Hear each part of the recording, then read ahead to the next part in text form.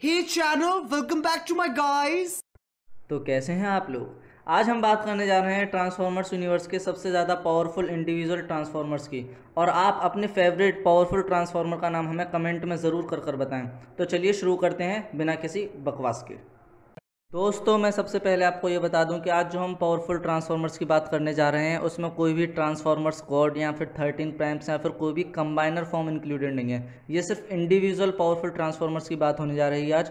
तो चलिए शुरू करते हैं सबसे पहले सबसे नंबर 1 पावरफुल ट्रांसफॉर्मर की, जो कि है मेगाट्रॉन। मैं जानता हूँ आप सोच रहे होंगे मेगाट्रॉन तो ऑप्टिमस से कई बार हारा है।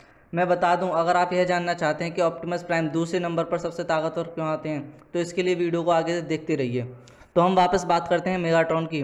मेगाट्रॉन फिजिकली बहुत ही ज़्यादा पावरफुल है ऑप्टिमस प्राइम से, और वह स्ट्रेंथ में भी बहुत ही ज़्यादा पावरफुल है। लेकिन अभी तक जितने भी डिसेप्टिकॉन्स मेगाट्रॉन को हराने या फिर मारने आए हैं तो देखा जाए तो एक भी डिसेप्टिकॉन ऐसा नहीं है जो कि उसे हरा पाया हो या फिर उससे डिसेप्टिकॉन के लीडर की पोजीशन से हटा पाया हो। सही बात बताऊं तो मेगाट्रॉन को जिसने बनाया हो ना वो भी खानदानी पहलवान ही होगा। मतलब क्या ही रोबोट बनाया है कि अड़ियल जिद्दी निकम्मा एकदम पूरा, जो इसमें सारे खूबी हैं एक इविल डिसेप्टिकॉन बनने लायक। और आपको पता ही होगा कि मेगाट्रॉन ने हमेशा से ही अपना मेंटोर यूनिक्रॉन और फॉलन को माना है, और मेगाट्रॉन अभी तक का सबसे ज़्यादा बुरा डिसेप्टिकॉन भी है। इसलिए हम इसके अंत के साथ इससे कुछ कहना चाहेंगे। तो रुको जरा, सबर करो। अब मैं आपको मिलाने जा रहा हूँ यूनिवर्स के दूसरे सबसे पावरफुल ट्रांसफॉर्मर्स, जो कि आप सबके चहीते भी हैं। जी हाँ, ऑप्टिमस प्राइम। वैसे तो आपको ये समझाने की ज़रूरत नहीं है कि ऑप्टिमस प्राइम दूसरे नंबर के सबसे पावरफुल ट्रांसफॉर्मर क्यों हैं, लेकिन मैं आपको बताना चाहूँगा कि ऑप्टिमस प्राइम ने मेगाट्रॉन को इतनी बार कैसे हराया है। ऑप्टिमस मेगाट्रॉन से कई ज़्यादा स्किल्ड फाइटर लीडर, और उनकी मेंटलिटी भी मेगाट्रॉन से कहीं ज़्यादा टाइम्स है, जिसकी वजह से ऑप्टिमस के हमेशा 90% चांसेस रहते हैं कि वह मेगाट्रॉन से जीत ही जाएंगे। ऑप्टिमस प्राइम ने अपने भाई मेगाट्रॉनस प्राइम और फॉलन जिसे बोलते हैं हम मेगाट्रॉन, अपने मेंटोर सेंटिनल प्राइम, गैल्वेट्रॉन, प्रेडेकिंग और ग्रिमलॉक जैसे बड़े बड़े फाइटर्स को भी हराया है। Let's move to the third strongest transformer, जिसका नाम है Grimlock, the leader of Dinobots. Grimlock Autobots की तरफ से ही हमेशा फाइट करता है। ट्रांसफॉर्मर्स की मूवी एज ऑफ एक्सटिंक्शन में ऑप्टिमस ने ग्रिमलॉक को हराकर अपनी टीम में शामिल किया था।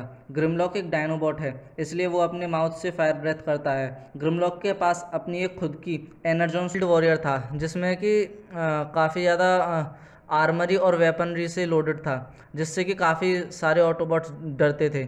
ओवरलॉर्ड का जो ट्रांसफॉर्मेशन था वो बहुत ही ज़्यादा बड़ा था, क्योंकि वह एक टैंक और जेट से मिलकर बना था। बिना किसी बकवास के हम आगे बढ़ेंगे और मिलेंगे अपने पांचवें स्ट्रॉन्गेस्ट ट्रांसफॉर्मर से, जिसका नाम है टार्न। टार्न एक डिसेप्टिकॉन है। टार्न अपने आप को डिसेप्टिकॉन जस्टिस डिवीज़न का सेंट्रल प्लेयर समझता है, और वह मेगाट्रॉन की नज़रों में उठने के लिए और उस पर एक अच्छा सा इंप्रेशन छोड़ने के लिए वह किसी भी हद तक जा सकता है। वह समझता था कि वह हर वक्त सही कर रहा है, मतलब उसकी जो भी एक्टिविटीज़ हैं, जो भी वो कर रहा है वो एकदम लीगल है, जिसकी वजह से वह बहुत ही ज़्यादा खतरनाक बन जाता था। और वह सबसे ज़्यादा तो उन्हें तड़पा तड़पा कर मारता था, यानी कि उन्हें जो कि डिसेप्टिकॉन ग्रुप में उनके साथ धोखा करते थे, और जो भी मेगाट्रॉन के अगेंस्ट अपनी आवाज़ उठाने की कोशिश करते थे उन्हें वह बहुत ही ज़्यादा बेरहमी से तड़पा तड़पा कर मारता था। फाइनल प्राइम ने डिसेप्टिकॉन यानी कि मेगाट्रॉन से हाथ मिला लिया था, और उन्होंने ऑप्टिमस और इंसानों दोनों को धोखा दिया था ताकि वो साइबरट्रॉन को फिर से ज़िंदा कर सकें। और इसी बीच हम सेंटिनल प्राइम ने आयरन हेड को भी मार दिया था पूरे तरीके से, उसे एकदम पूरे डस्ट में बदल दिया था अपने ब्लास्टर से।